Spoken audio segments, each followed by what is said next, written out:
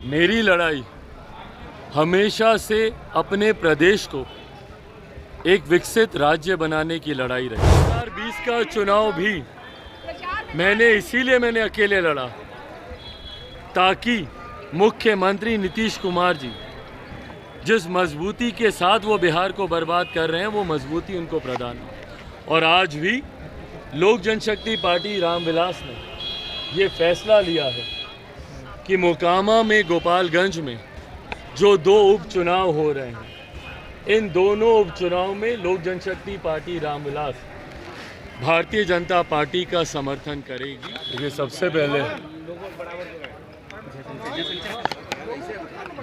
लोक आस्था का महापर्व छठ की मैं पूरे बिहार वासियों को, पूरे देशवासियों को छठ की बधाई देता हूँ, शुभकामनाएं देता हूँ। एक ऐसा पर्व जहाँ पर सूर्यदेव छठी मैया की लोग आराधना करते हैं। मैं बस यही कामना करता हूँ कि हर व्यक्ति की मनोकामना पूरी हो और ख़ास तौर पर जिस बिहार की कल्पना हम लोग करते हैं, आज की तारीख में मुझे लगता है छठ का ये पर्व सिर्फ बिहार में ही नहीं और हमारे देश में ही नहीं, दुनिया में जहाँ पे बिहारी रह रहे हैं वहाँ पे इस छठ पर्व को धूमधाम से मनाया जाता है। और हर बिहारी की ये कामना रहती है कि मेरा प्रदेश एक विकसित राज्य बने, और यही कामना मेरी भी हमेशा रही है। मेरी लड़ाई हमेशा से अपने प्रदेश को एक विकसित राज्य बनाने की लड़ाई रही।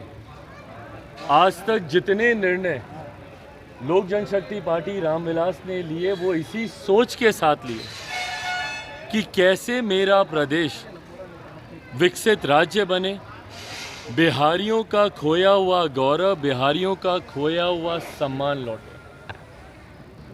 जो प्रश्न आप लोगों ने पूछा, उस प्रश्न के जवाब में भी मैं यही कहूँगा कि पार्टी ने, मेरे नेता ने, आदरणीय रामविलास पासवान जी ने जब जो निर्णय लिया वो हमेशा प्रदेश हित को मद्देनज़र रखते हुए लिया। इन दो उपचुनाव का आप लोगों ने जिक्र किया कि इन दो उपचुनाव में लोक जनशक्ति पार्टी रामविलास की क्या भूमिका रहेगी। मैंने हमेशा से इस बात को कहा है कि बिहार और बिहारियों को बर्बाद करने में सबसे बड़ा अगर किसी का योगदान रहा है तो वो हमारे आज के मुख्यमंत्री नीतीश कुमार जी का ही रहा है।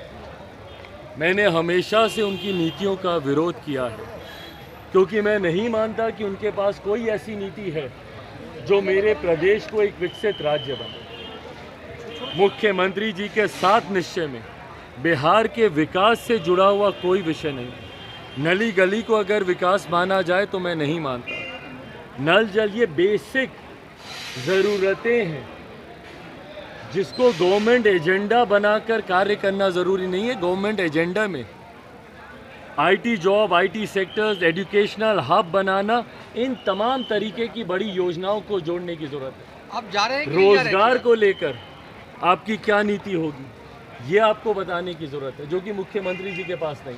और इसीलिए मैंने मुख्यमंत्री जी का हमेशा से विरोध किया।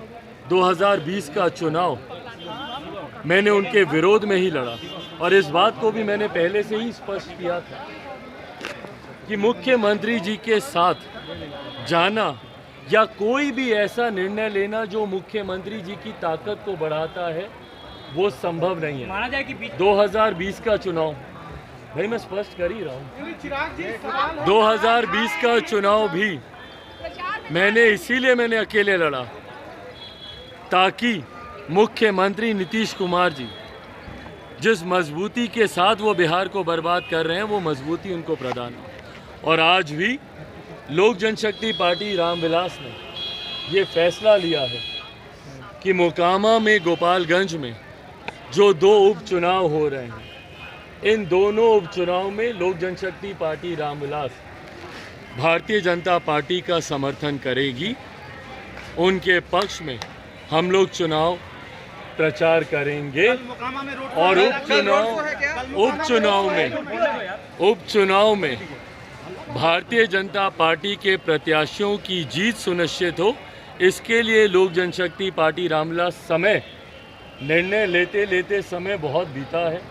आप सब जानते हैं कि एक लंबे समय से ये बातचीत चल रही थी, आज से नहीं, लंबे समय से मेरी नित्यानंद राय जी से, केंद्रीय गृह राज्य मंत्री, उनसे बातचीत चल रही थी, भाजपा के कई शीर्ष नेताओं से बातचीत चल रही थी।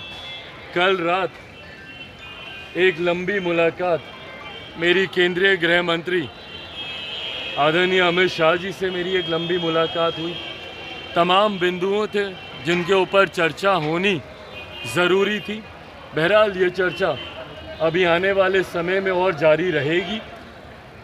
आने वाले समय में एक बार ये छठ पर्व और उपचुनाव बीतता है तो अगले महीने पुनः अमित शाह जी से और भारत के प्रधानमंत्री आदरणीय नरेंद्र मोदी जी से भी मुलाकात होनी है और बाकी के जो विषय हैं उस पर भी चर्चा होनी है। पर इस उपचुनाव को लेकर ये फैसला ले लिया गया है। पार्टी के तमाम वरिष्ठ नेताओं के साथ बैठकर भी इस पर चर्चा हुई है। मैं ज़रूर मानता हूं कि समय कम है प्रचार में, अब महज 2 दिन ही रह गए भैया, कल और परसों का ही दिन रह गया है। इस कम समय में पार्टी के द्वारा जितनी मेहनत संभव हो पाएगी पार्टी वो मेहनत करेगी ताकि भारतीय जनता पार्टी के प्रत्याशियों की जीत को हम लोग सुनिश्चित कर सकें।